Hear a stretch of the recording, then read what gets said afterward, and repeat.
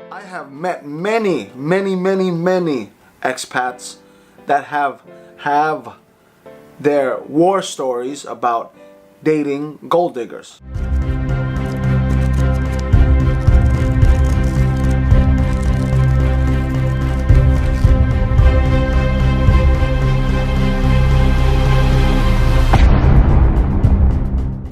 Hey everyone, this is Gil Silvergara, and if you're new to this channel, this is Dumigeti Life. To bring value to the channel, I wanted to make a group of videos that will help foreigners, expats, kababayans, balikbayans, like myself, transition into the Philippines. Now, and if you choose Dumigeti as your place, I appreciate that because I'm from Dumigeti. I'm going to share with you my point of view on many things that can possibly help you transition and live a good life over there, at the same time living a fulfilled life, hopefully. Top 5 ways you know, or maybe you don't know, you are dating a gold digger. This might upset some of you, or some of you might relate to this situation right here.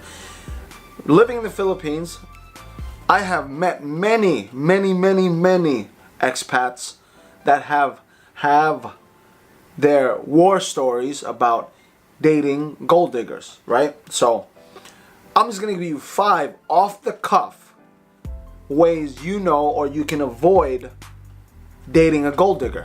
Now, this is not an important order. I'm just going to give you top 5 off the cuff, what I believe to be like how you can distinguish great companion, gold digging. 1, if you meet this girl in the middle of the night in front of a bar or in front of a club and she's hitting on you, pushy on you, trying to get that should be the first inclination. This is not the girl you want to fall in love with. I am sure there are like anomalies where you can fall in love with a girl like that. Maybe you can turn her into a great girl. That I believe that's very rare. That's a unicorn. That you're gonna see that bar girl who is not going to try to get her way out of the deal. I have to change the battery. 2, she's always asking for things. I'm talking about, can you buy me some shoes? Can you buy me a dress? Can you buy me some jewelry? Can you buy me this? Can you buy me that? And you met her only 2 days. Gold digger there, man. 3, this is more for the guys who's been there, who's blindsided, who's been with a girl for a while.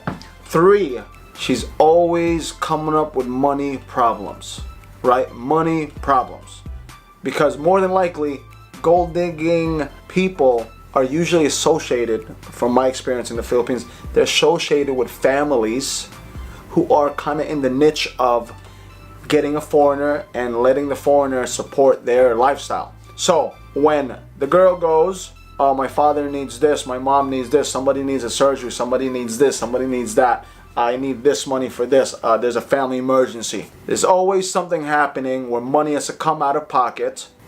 That should be an indicator that, you know, they're digging you out there. 4, if you refuse to buy her things or get her what she wants, she doesn't talk to you for a few days. You cannot get in touch with her.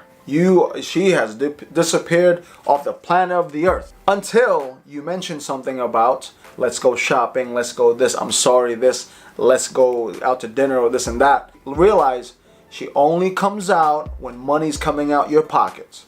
That should be a clear indicator that you might be dating a gold digger. And last but not least, there's probably a long list. I'm just giving you 5 off the cuff that I have observed living in the Philippines. There's probably a long list I'm just forgetting, or you guys comment down below. I'm sure you guys have your fair share.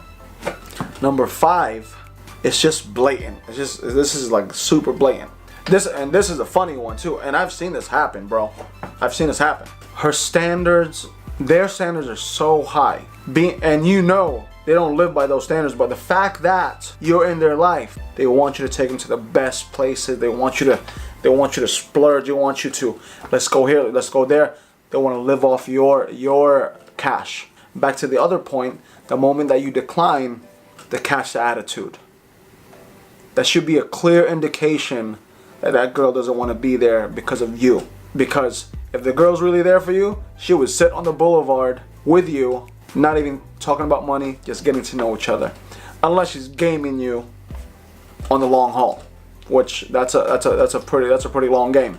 So those are my top 5. This is off the cuff. I didn't even put too much into this. This is just my experience of seeing other expats in the Philippines go through this. My advice to some of you expats: some of you know you're falling for it. Some of you know you are into it. But for some reason, the girl makes you feel really golden inside. The girl tickles your heart, and for the most part, we men, we think with the head that has no brains. So all I'm saying is, just be careful with who you're dealing with. Take some of those things I'm telling you, because at the end of the day, trust me, I know the dialect. I know what these girls are saying behind your back or in front of you, because you don't know. Some of you who are willing to step back and you see that girl, you see how the mannerisms are, you know the situation that you're in. You know it already. But for some reason, you might feel nice and sexy because a young piece of, you got a young thing right next to you. I don't know. All I'm saying is, I don't care about really the age gap situation. Try to see if you have a great woman right beside you, because that can really mess up your time living in the Philippines. Mentally, spiritually, physically, everything. You know what I'm saying? So I've seen it many times, and a lot of the times, just let me say this. What happens is, and people don't mean to do it, but the horror stories that you foreigners say and tell your friends in America, especially here, does not put a good look on Filipino women, right? It just doesn't. So choosing a good woman, or trying your best to choose a good woman at all times, probably will mitigate those stereotypes, okay, as a Filipino man. There's been many times Ruby has been offended by European men, American men, saying that she only married me because to get to this country, not knowing that Ruby's family is pretty decent in the Philippines and didn't want to come to America. But just the fact that the stories they heard, how their friends interact with Filipinas, more specifically bar girls, or girls that you meet online that ask you, I don't have any load, can you give me load? Or I don't have no money to meet you, can you pay for the ticket to meet you up somewhere? Many of you guys know what the hell you're getting yourself into. You might have expendable income, which is great. You might not. But all I'm saying is, just be careful who you're dealing with, and you gotta know. You have to know what the hell's going on with that situation. You gotta know.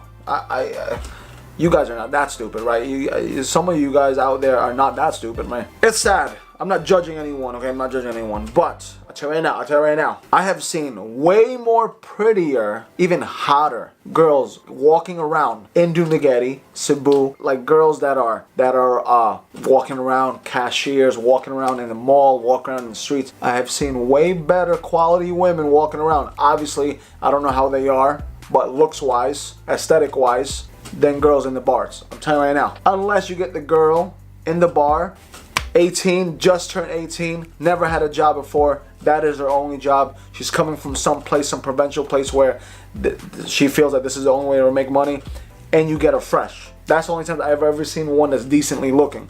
The rest of them are pretty much like some of the girls you find here in America who are walking the strip. It's sad to say, but you understand what I'm saying. Please read between the lines the condition of these girls. You're dealing with a well-maintained Honda, Toyota, reliable car versus a car that's been beat to crap. Same year model, probably, but beat to crap. Everything's in there.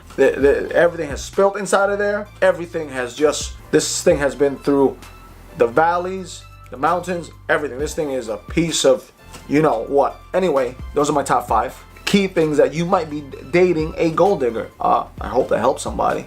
But take care, and I'll see you next time.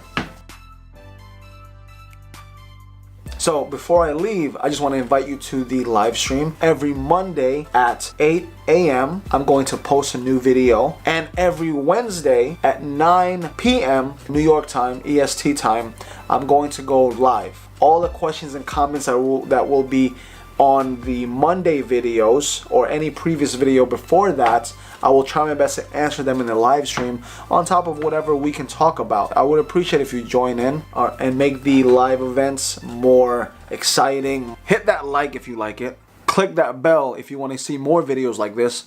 and subscribe if you haven't. I really appreciate it. Once again, that is Monday at 8 a.m. is going to be a new video, and every Wednesday at 9 p.m. EST is going to be the live session. So take care.